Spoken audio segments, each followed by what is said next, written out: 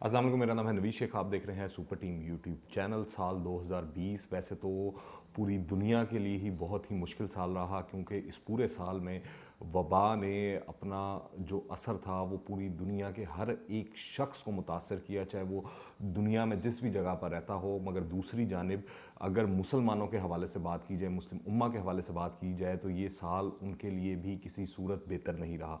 उसकी एक सबसे बड़ी अहम वजह है, एक तो हम कोरोना से रिलेट तो कर सकते हैं। कोरोना ने तो हर इंसान को जो इस दुनिया पे बसता है उसको मुतासर किया, कारोबार के हवाले से, ज़िंदगी के हवाले से, सेहत के हवाले से।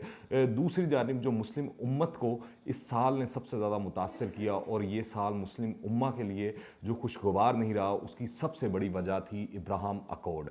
और इस तरह महसूस होता है कि 2021 इससे भी ज़्यादा मुश्किलात से भरा साल होगा मुस्लिम उम्मा के लिए।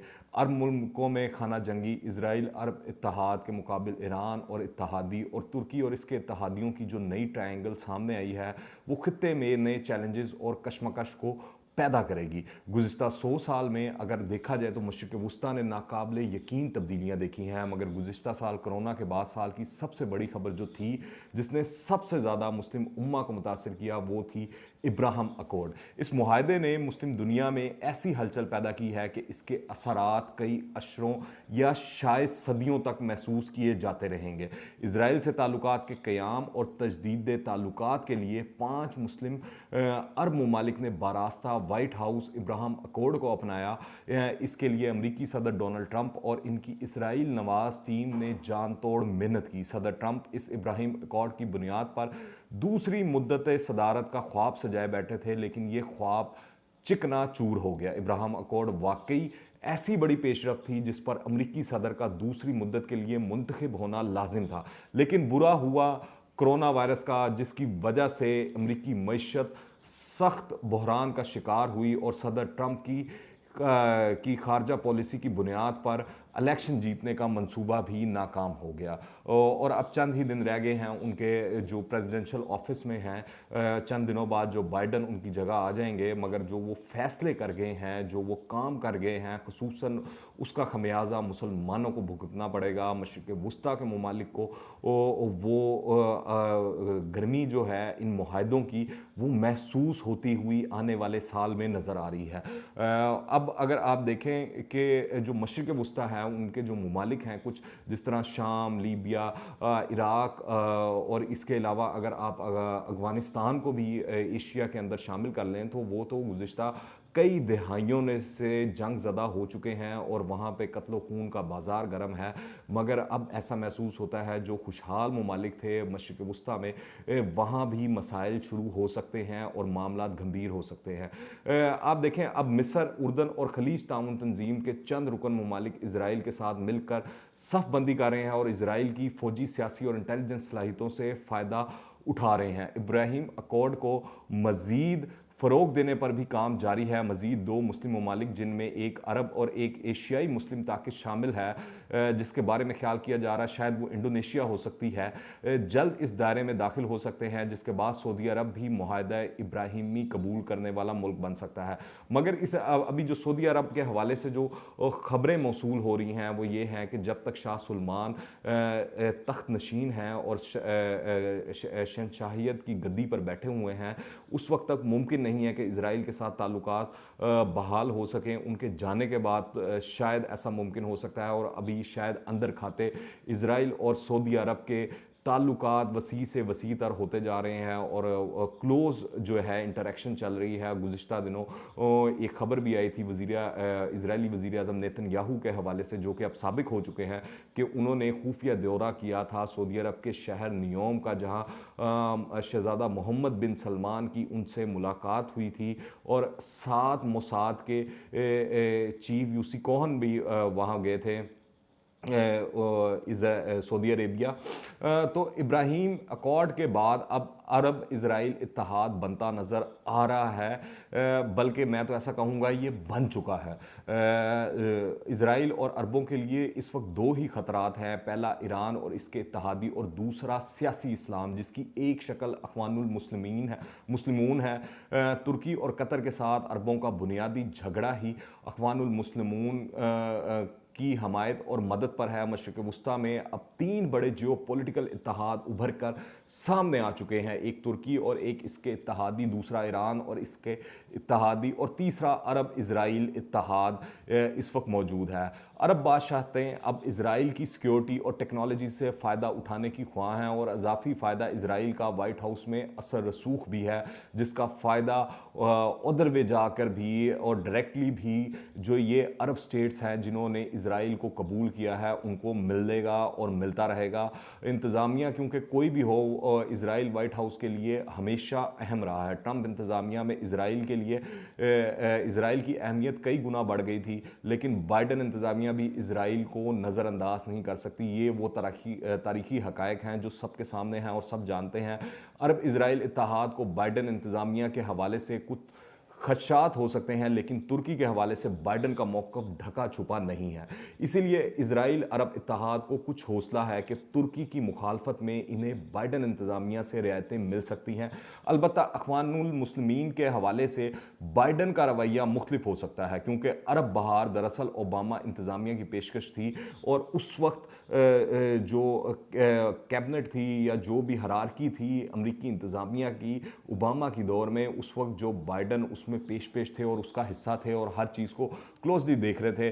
अरब इजराइल इत्तेहाद को बाइडन इंतज़ामिया के हवाले से सबसे बड़ा खदशा इजराइल पॉलिसी पे है, और अगर बाइडन इंतज़ामिया ईरानी जोहरी प्रोग्राम पर बैनुल अक़वामी मुआहदे में दोबारा शामिल हो जाती है तो ये अरब इजराइल के लिए बड़ा धचका होगा। आप देखें, मोहसिन फ़खरीज़ादा की हलाकत के बावजूद जब उनको शहीद किया गया दिन दहाड़े, उसके बावजूद ईरान ने अभी तक उसका कोई रद्द अमल नहीं दिया और वो चुप है। मेरे ख्याल से जो सूरत हाल नज़र आ रही है, ईरान शायद इस वजह से चुप है कि वो चाहता है कि जो चेंज ऑफ कमांड है अमेरिका में वो हो जाए, तो उसके बाद देखा जाए कि जो नई इंतज़ामिया आती है, प्रेसिडेंशियल इंतज़ामिया आती है जो बाइडन की क़यादत में, तो वो ईरान को किस तरह देखती है और ईरान को क्या रिलीफ मिल सकता है और क्या नहीं मिल सकता। उसके बाद शायद ईरान अपनी एक्टिविटीज़ को आगे बढ़ाए और वो मोहसिन फ़खरीज़ादा का बदला लेने की कोशिश करे अगर उसको मतलूबा नताइज नहीं मिलते।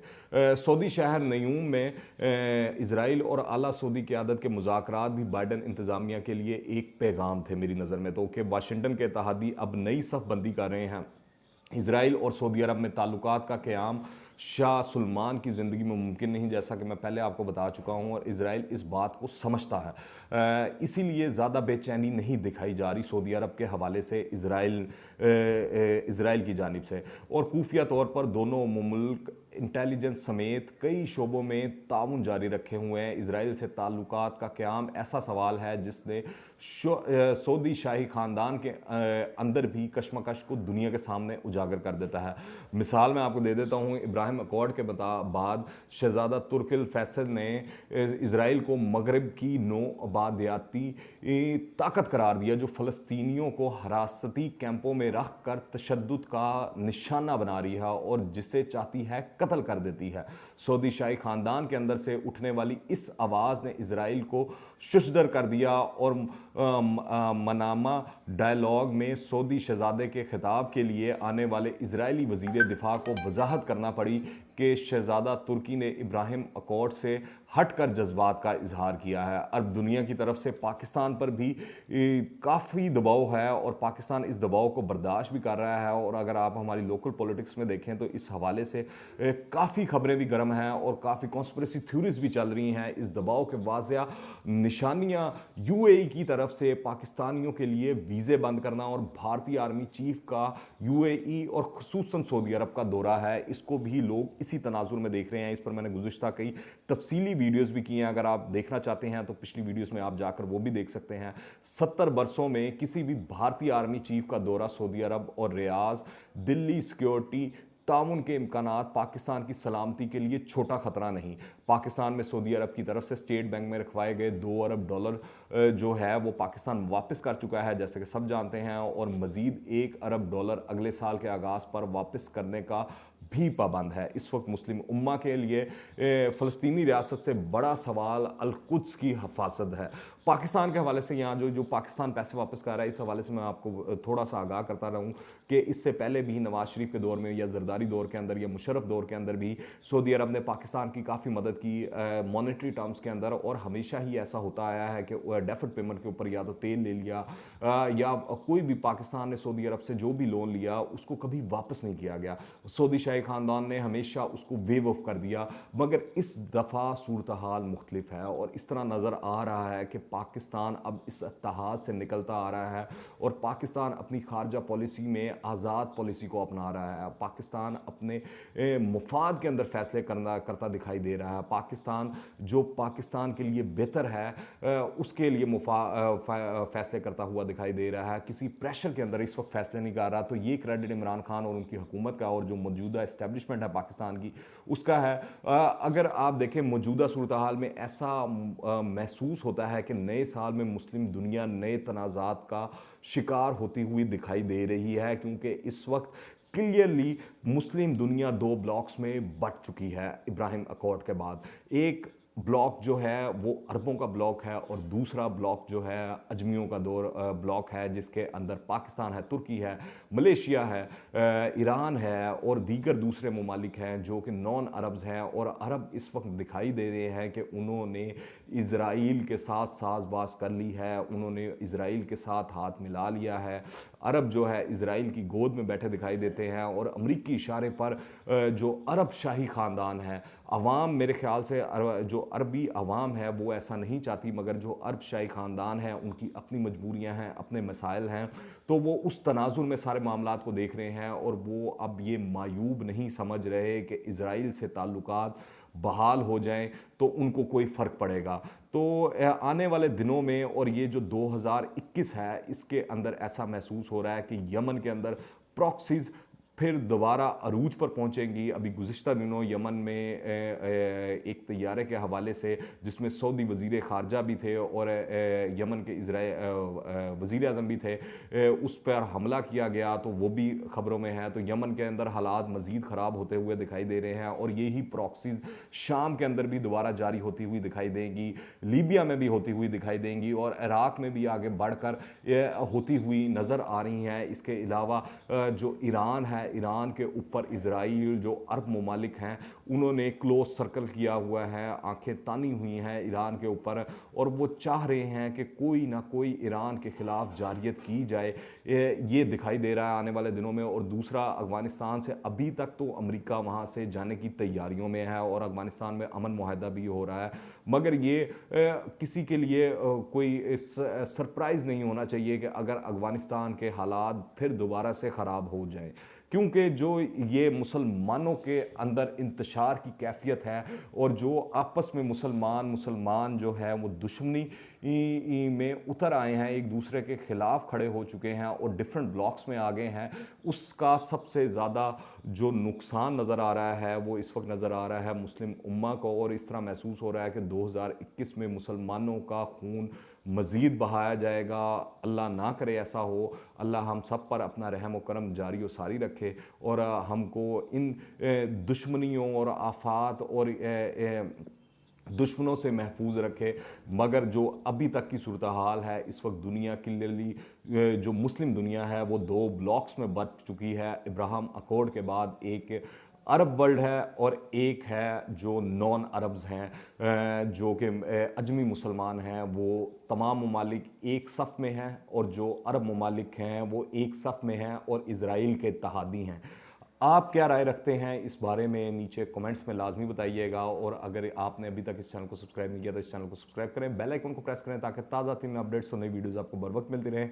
और अगर ये वीडियो पसंद आए तो लाइक करें और ज़्यादा से ज़्यादा शेयर करें। दुआ में याद रखें। अंटिल द नेक्स्ट टाइम, अल्लाह हाफिज़।